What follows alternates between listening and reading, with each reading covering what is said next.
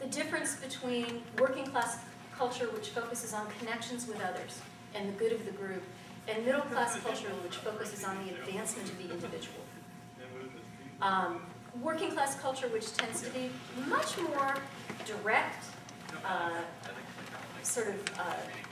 high appreciation of certain kinds of humor. Middle class culture, where there's much more kind of politeness. Let me figure out the way to tell you something without really saying it directly to you. Whereas working class people are always like, just cut the, and tell me what it is you need. So we see differences in culture on different sides. And that can come down to things like, what do you like to drink? What do you like to eat? What do you like to do on a Saturday night? All of those kinds of things can play out as part of culture. Let me reiterate. Many working class people have some of these characteristics, but not all of them.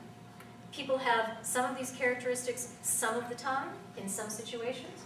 Class is always a complex category and a contingent category, in the sense that the way we approach it, and whether it matters, and in what ways it matters, depends upon the situation. It's a different thing if I'm thinking about teaching my students than it is if I'm analyzing a poem that somebody wrote. I think about class in different ways at those times.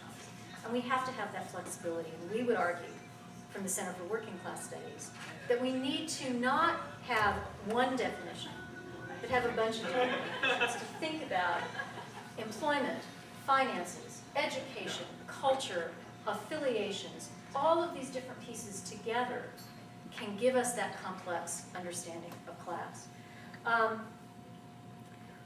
We have difficulties when people start talking about class in public spaces, especially when they're doing things like trying to talk about working class voters. We saw a lot of this last year in the election, where pollsters were trying to figure out, is there a single question I can ask you that will allow me to place you in a category of working class, middle class, upper class, whatever. And so often you'll see that those polls use just income or just education. Sometimes you have to do that. One more point to consider about how we define class. The working class is much bigger than you probably think it is. By any measure, the working class is larger than the standard American imagination thinks. You ask a lot of people on the street, they say, 80, 90% of Americans are middle class. Let me give you several different versions of how you might define that and how I hope you will challenge it. The General Social Survey is a national survey, I think done primarily by telephone, managed largely out of the University of Michigan. Since 1972, they have been on a regular basis talking to Americans and saying, which class do you belong to? Upper class, middle class, working class, or lower class? With a little bit of variation up and down over time, since 1992 all the way until 2006, which was the most recent round of that survey, between 42 and 46% of Americans identify themselves as working class. In a country where we don't talk much about the working class, where many of the images that are available to us of working class people are negative, where normal is middle class, 42 to 46% identify themselves as working class. A couple of other examples.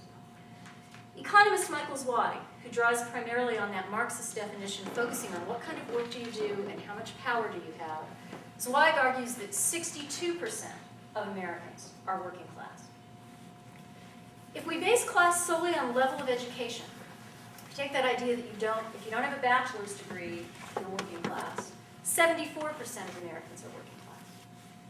If we base class solely on income, something like 47% of Americans are working class, and that's using the statistic of if you're earning somewhere between $25,000 a year, 25,000 is just over the poverty rate, between $25,000 a year and maybe $75,000 a year, which is sort of the median chunk.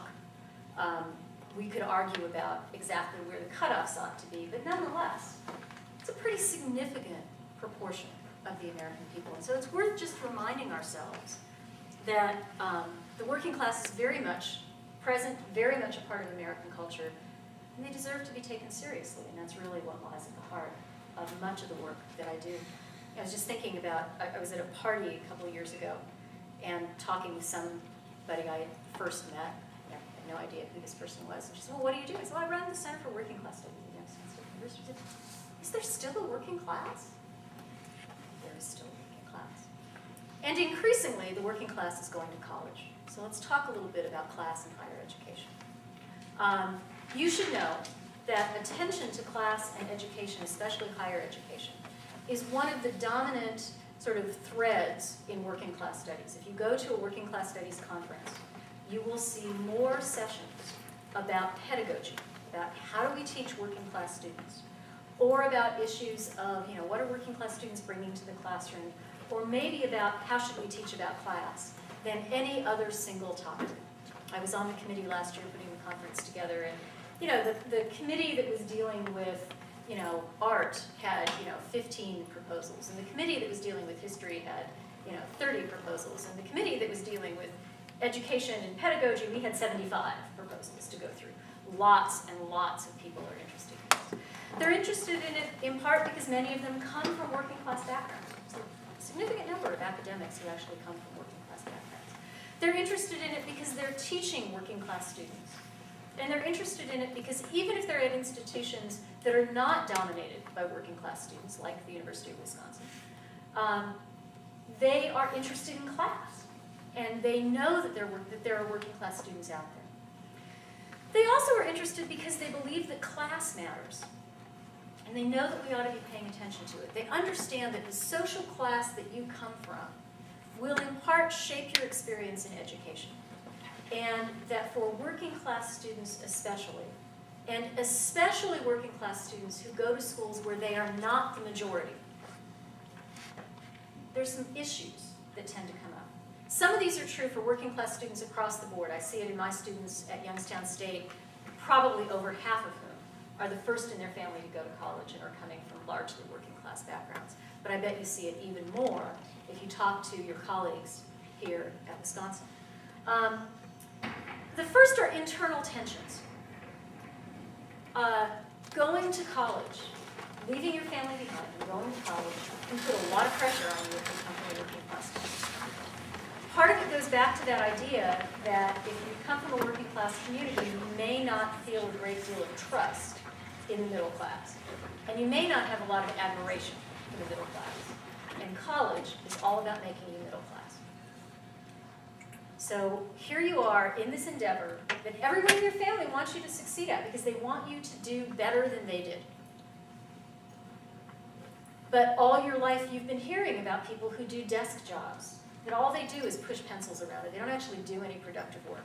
And all they do is exploit the rest of us who do the real work. And now I'm going to become one of them? All kinds of internal tensions. Working class students often bring with them to college a lot of self-doubt.